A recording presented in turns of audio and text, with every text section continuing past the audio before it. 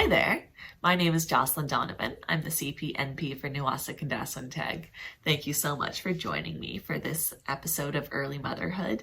Today we're going to talk about car seat safety. So, car seats are the most important safety equipment you're going to get for your baby. Baby's first car seat is an infant car seat. To be released from the hospital with your baby, you will need an infant car seat. The nurses in the hospital will check to make sure the baby is safely fastened into the seat. And infant car seats come in two parts. So there's the base that you install into the car, and then there's a seat that clicks into the base. If you are unsure whether you properly latched your seat, try wiggling it back and forth and front and back. You should hear some clicks of it, snapping into place. Infant car seats are always rear facing, which means baby is going to be looking at the back of the car. This is because in the event of a crash, the momentum will push them into the car seat and there's less pressure on their neck. Once baby has outgrown the infant car seat, you can switch them into a convertible car seat. A convertible car seat can be installed to be front or rear facing. One of the biggest questions asked about car seats is, when can I turn my child to be front facing? You are encouraged to wait as long as possible to turn your child front facing. Legally, you are allowed to have your child front-facing when they are 1 year old and at least 20 pounds or 9 kilograms. However, the government encourages parents to wait until your child is at least 2 years old to turn them front-facing. Technically, everyone in a car is safer if they are rear-facing. You can choose to keep your child rear-facing until they outgrow the length and weight on their convertible car seat. So, let's go over how to properly install baby into the car seat. Now, I don't have a baby to use right now, so I'm going to use Panda. And Panda, I chose instead of my little doll, Paul, because Paul's legs and arms are too short, and I can't really do it properly. So, Panda is going to step in. So, place baby in the car seat. You have the clip here. To loosen car seat, typically there's a button right at the front here. So there's a button inside of this flap here. So I'm going to press on that and pull the straps to loosen it. You want to loosen it quite a bit when you first put baby in the car seat. Now that my straps are nice and loose, I'm going to put arm in, and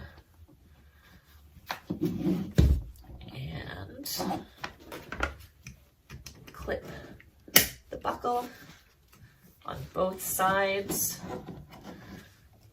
And the last part you do is the chest clip. So fasten the chest clip. Now this is way too loose, so I'm going to pull on this strap to make it nice and tight. And this chest clip has to be up by the armpits. So this is still a bit too loose. I'm going to jiggle my straps a little bit and pull again. There we go. Make sure the chest clip is right at those armpits. This is nice and fastened. You don't want to be able to pinch the car seat. If you can pinch it, it means it's too loose. Another good pull. There you go, Panda.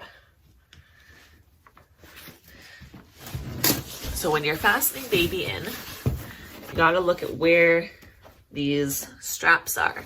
So this is actually a little bit too high. You want the straps to go below the shoulder. So there should be a curve that goes over the shoulder and down into the car seat.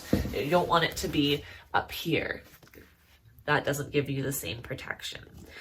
So now Panda is nice and safe, and he's all buckled in. Now we're ready to go in the car. Thanks, Panda. You must also consider what kind of clothing baby will wear in the car seat. Puffy sweaters, vests, or coats are not permitted in car seats. This is because if the car seat is fastened too far away from baby's chest, they could slip through the buckles in the event of a crash. For this reason, we only put well-fitting layers on baby when they go in the car seat. In the winter months, this becomes a little more complicated. So there are lots of different things that you can try to keep baby warm and safe in the car seat. You can get a bunting wrap to go around the whole car seat, and that's great for keeping rain and wind and cold air off of baby. You can get a car seat poncho, which is like a poncho that you put on top. It has a hood and it all goes on top of the straps, so nothing goes under the straps. So the straps are still nice and fitted close to baby's body. Personally, I found these options kind of finicky.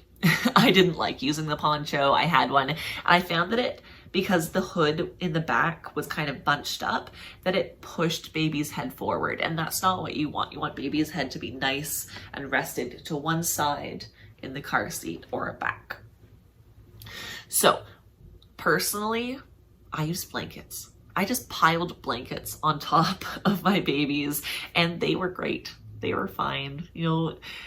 Sometimes we try to come up with cool inventions or new novel ways of doing things, but blankets work great. Let's stay old-fashioned. I would also make sure that they're wearing a hat and warm boots. I just want to restate that nothing can come between baby and the straps. So just well-fitting clothing, and that's it. And that rule also applies to any of the fancy gadgets that you might see in baby stores. Typically, car seat manufacturers say that they do not approve of any product that touches the straps or adds head support. Unfortunately, while the products may seem to make baby more comfortable, they are not used in crash testing and they may be a safety risk. Ideally, baby's head should be facing one side in the car seat. If their head is flopping down like that, you may have to adjust the car seat to recline back more. If your car seats are angled towards the seat like that, you might have to use a rolled up blanket or a pool noodle under the base of the car seat to make it more level or to angle it back. I had to do that in my car. I had a Toyota Matrix and the seats were kind of like this. And so I had to install my car seat on top of a pool noodle and they were great. You do have to check the manufacturer installation guide to make sure that it's safe. My manual said that I could put something under the base to make it more even, but some car seats might say that that's not okay, so make sure you're reading your manual. If you're unsure about your car seat installation, unfortunately, there are not many resources in Brantford to help. We used to have car seat specialists at the fire department who would help with car seat installation. However, that funding was cut about 3 years ago. You can always ask me for help, but I'm not a certified professional in car seat installation. But I'd be happy to come and take a look, or you can send me a picture of your baby in the car seat and ask if it looks right, and I'll give you the best advice that I can. You can also visit www.mto.gov.on.ca to check your installation. You can use their pictures and instructions as a guide. Now, if you watch my videos, you know how much I love buying things secondhand. While you can find secondhand car seats in secondhand stores, there are some safety considerations. First, do you know the previous owner of the car seat? Car seats cannot be used again if they have been in a collision. If your friend has a car seat to give you, then you can probably trust that they would disclose if there's a collision. However, the seats found in secondhand stores do not have a detailed history attached to them, and you would just have to trust that they're okay. You also have to make sure that the brand of car seat has not been recalled. Recalls and safety alerts can be found at healthycanadian.gc.ca. You also have to make sure it's not expired. The expiration date should be printed on every car seat. Well, thank you so much for joining me today. I hope you learned a little bit more about car seats and car seat safety. And please feel free to text, call, or email me with any questions you have. Thanks so much. Bye now. you.